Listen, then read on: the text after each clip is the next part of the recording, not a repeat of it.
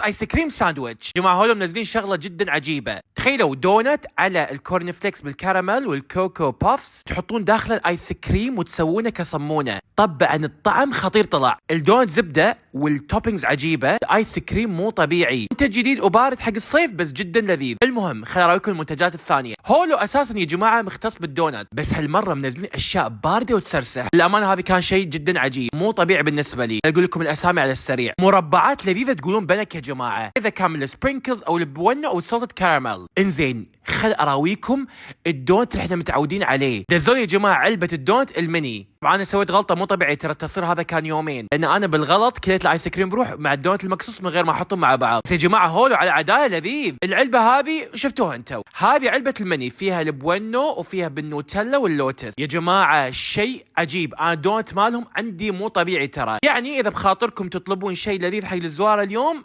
جد مو قاعد غشمر، وايد لذيذ. الدونت فريش وفكره الايس كريم رهيبه. حتى الايس كريم هذا الصغيرون ترى عجيب، كنا بنك حبه ورا الثانيه. هولو بدعته والصراحه بمنتجات اليوم تحديدا، خصوصا هذا اول واحد الايس كريم ساندويتش مو طبيعي اللي كنا عجيب. يا جماعه لا تفكر لا تحتار، هولو اطلبه ولا تختار، الصج لذيذ ويسرسح كان على الاخر.